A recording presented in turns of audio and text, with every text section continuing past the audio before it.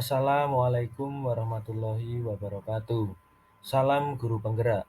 Perkenalkan, saya Danu Kristanto, calon guru penggerak angkatan 7 dari SD Negeri Jejeruk Kabupaten Blora dengan fasilitator Bapak Juari SPD MA dan pengajar praktik Bapak Supriyanto SPD. Kali ini saya akan memaparkan jurnal refleksi Dwi Mingguan Modul 1.4 mengenai budaya positif. Selamat menyaksikan. Jangan lupa klik like dan subscribe-nya ya. Terima kasih. Refleksi 4P yang pertama yaitu peristiwa. Pembelajaran modul 1.4 diawali dengan mulai dari diri, di mana kami disuruh menjawab beberapa pertanyaan terkait dengan budaya positif yang ada di sekolah. Selanjutnya, kami mengerjakan eksplorasi konsep untuk memperdalam pemahaman kami mengenai teori dan konsep budaya positif. Setelah itu, kami dibagi menjadi 3 kelompok untuk mengikuti kegiatan ruang kolaborasi. Di ruang kolaborasi, kami diminta untuk menganalisis 4 kasus mengenai pelanggaran di sekolah untuk mempertajam pemahaman kami mengenai posisi kontrol guru dan penerapan segitiga restitusi. Pada tahap berikutnya, secara mandiri kami mengerjakan demonstrasi kontekstual, yaitu membuat video mengenai pelaksanaan segitiga restitusi di sekolah. Pemahaman kami dikuatkan dalam proses elaborasi pemahaman yang dipandu oleh instruktur. Kemudian kami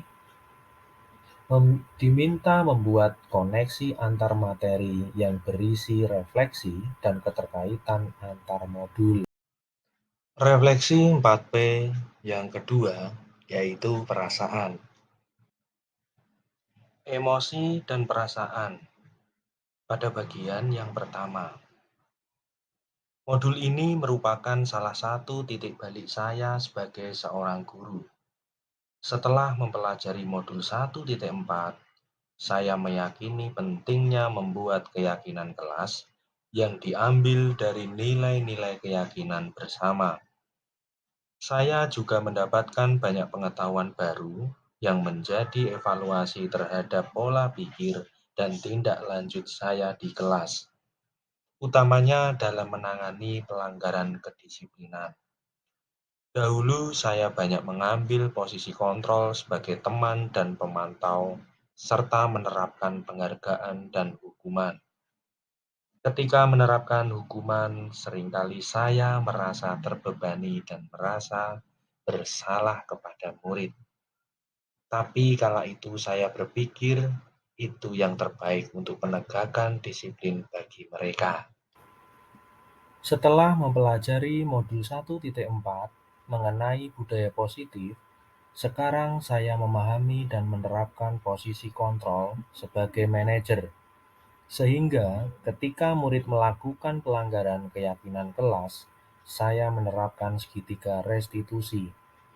Perubahan yang saya rasakan yaitu saya tidak perlu lagi merasakan perasaan bersalah dan terbebani karena harus memberi hukuman kepada murid.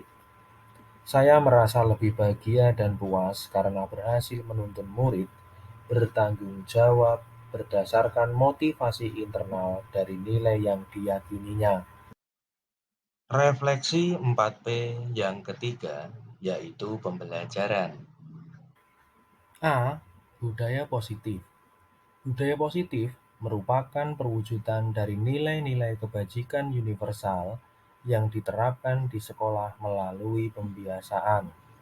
Budaya positif diwujudkan dalam bentuk keyakinan kelas atau keyakinan sekolah yang memuat nilai-nilai yang diyakini oleh semua warga kelas atau sekolah.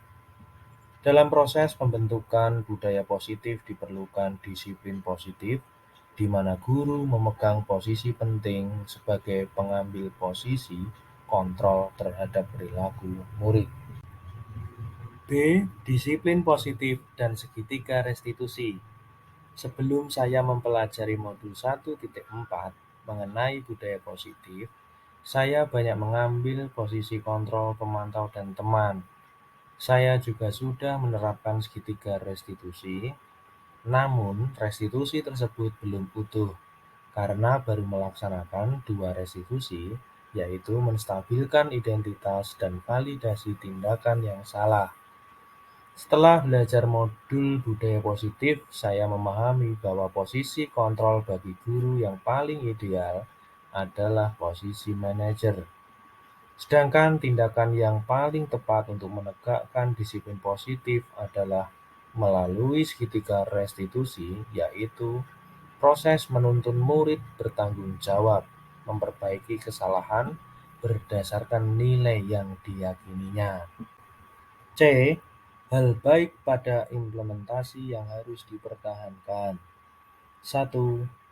Guru yang berpihak pada murid sehingga terwujud keyakinan kelas yang merupakan kesepakatan bersama. 2. Inovasi guru dalam pembentukan budaya positif seperti menyambut anak di depan kelas dengan 5S.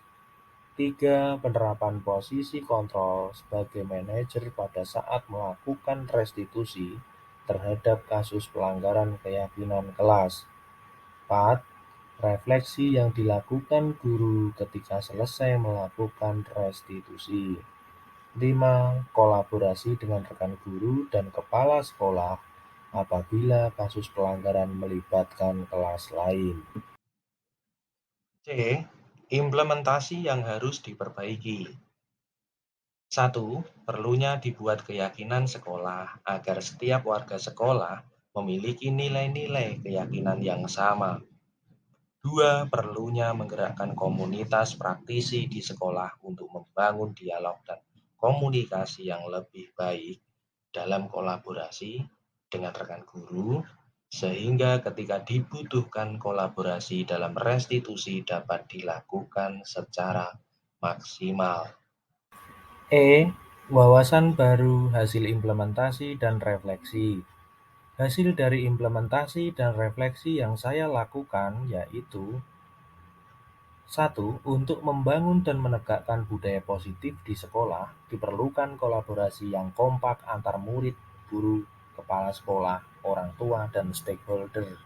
2. Budaya positif merupakan pembiasaan yang membutuhkan kebulatan tekad, komitmen, dan konsistensi proses dalam pembentukannya. Ibarat menanam benih, selama kita merawat proses bertumbuhnya dengan baik, suatu saat budaya positif akan berbuah anak-anak yang berprofil pelajar Pancasila. Refleksi 4P yang keempat, yaitu penerapan ke depan. Tantangan dan solusi dalam penerapan. Dalam penerapan budaya positif, disiplin positif, dan segitiga restitusi, saya menganalisis beberapa tantangan dan mencoba mencari solusi sebagai berikut. 1. Setelah saya melakukan restitusi kepada murid yang melanggar keyakinan kelas, murid sudah menunjukkan perubahan sikap, tetapi terkadang kurang konsisten. Solusi dari tantangan ini adalah komitmen guru untuk memastikan murid sepenuhnya meyakini keyakinan kelas, yaitu melalui restitusi berulang. 2. Perbedaan pandangan guru terhadap penegakan kedisiplinan. Beberapa guru masih beranggapan bahwa restitusi terlalu menghabiskan waktu, sehingga hukuman merupakan cara yang paling tepat untuk menegakkan disiplin positif. Solusi dari tantangan ini adalah melibatkan kepala sekolah untuk berkolaborasi membuka diskusi dalam komunitas praktisi, sehingga terbentuk persepsi yang sama. 3. Peran orang tua yang belum maksimal. Budaya positif merupakan pembiasaan terhadap nilai-nilai kebajikan. Orang tua tentu saja berandil besar dalam pembiasaan nilai kebajikan di rumah. Sayangnya, beberapa orang tua justru masih acuh terhadap hal ini. Solusi dari masalah ini adalah melakukan komunikasi efektif dengan orang tua. baik melalui WhatsApp maupun komunikasi secara langsung. Rencana penerapan ke depan. 1. Mengaktifkan komunitas praktisi sekolah untuk diskusi terkait keyakinan sekolah maupun pelaksanaan restitusi. 2. Berbagi praktik baik mengenai pemanfaatan lahan hijau sekolah untuk melatih kemandirian anak-anak. 3. Berkolaborasi dengan guru-guru dalam mengelola program pojok baca. 4. Meningkatkan konsistensi dan komitmen diri dalam penerapan budaya positif melalui belajar mandiri, kolaborasi, dan refleksi. Demikian tadi pemaparan jurnal refleksi mingguan modul 1.4 mengenai budaya positif. Semoga bermanfaat. Sekian dan terima kasih. Salam perubahan. Wassalamualaikum warahmatullahi wabarakatuh.